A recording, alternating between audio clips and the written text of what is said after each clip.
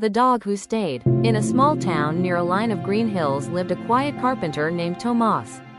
He worked with his hands all day, shaping tables, chairs, and sometimes toys for children who passed by his shop window and stared with wide, hopeful eyes.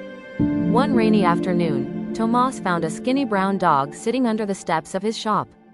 The dog looked up, ears drooping, tail giving the smallest hopeful wag, as if it wanted to believe in kindness but wasn't entirely sure it still existed.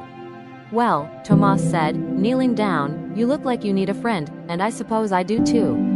The dog tilted its head, as if agreeing to a contract neither of them had signed but both understood. Tomas named him Rufus. Rufus grew strong and healthy. Every morning he walked beside Tomas to the workshop, carrying small sticks like he had important business to attend to. Customers often laughed when Rufus sat proudly at the door like a guard, as if protecting a palace instead of a wooden shop that smelled of sawdust. But to Rufus, it was a palace, because Tomas was there. Rufus followed Tomas everywhere. To the market, to the river, even to the hill where Tomas sometimes sat quietly at sunset, thinking about life in that way adults do when they stare at the sky and forget what time it is. Rufus never asked questions. He simply stayed. One winter evening, everything changed. Tomas was returning home along a narrow forest path when a storm rolled in faster than expected.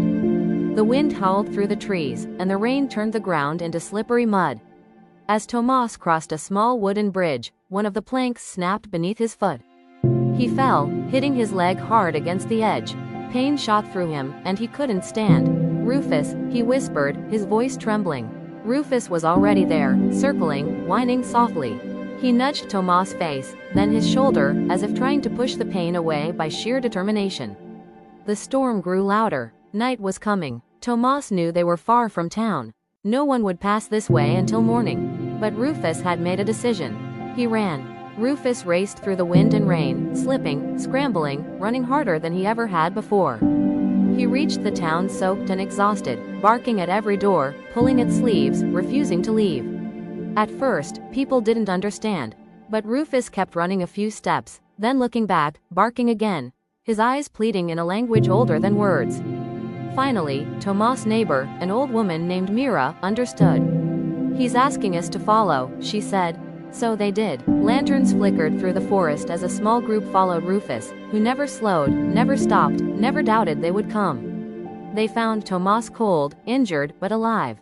And Rufus sat beside him, shivering, but still standing guard. Tomas recovered slowly over the following weeks. His leg healed, though he walked with a slight limp afterward.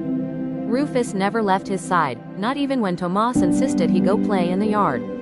"You know," Tomas said one evening, scratching behind Rufus' ears, "you didn't just save my life, you reminded me what loyalty really means."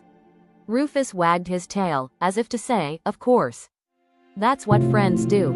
Years passed, and the townspeople often told the story of the storm and the dog who refused to give up. Children grew up hearing about Rufus, and many of them would visit the workshop just to see him lying in the doorway, older now, but still watching the world with gentle, steady eyes. And if someone asked Tomas why Rufus was so loyal, he would always answer the same way, because love isn't about words. It's about staying, especially when staying is hard.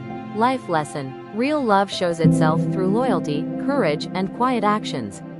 The ones who truly care about us are not always the loudest or strongest, but they are the ones who stay beside us when life becomes difficult. And sometimes, the bravest hearts walk on four legs.